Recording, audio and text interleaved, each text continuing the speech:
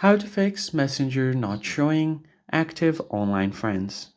First thing you have to do to fix this issue is first head over to your Messenger app and make sure that you are logged in. So if you're not able to see your online friends or those who are active right now, then that might be because your current activity status is paused or turned off. In order to turn it back on, you need to head over to the menu section at the bottom right. Then head over to your settings icon. Now scroll down until you find the Preferences tab, and under that you find Privacy and Safety. Scroll down a bit until you find the Active Status. Simply tap on it.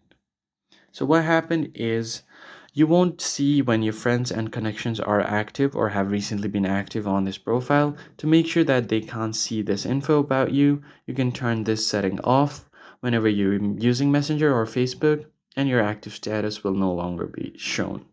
So this might be the case. All you need to do is just turn it on, and your friends and connection can see when you're active and or have recently been active to this profile. And you can also see the same info about them as well if they have turned on the settings. So if I go back, I'll be able to see my friends and contacts that have recently been active.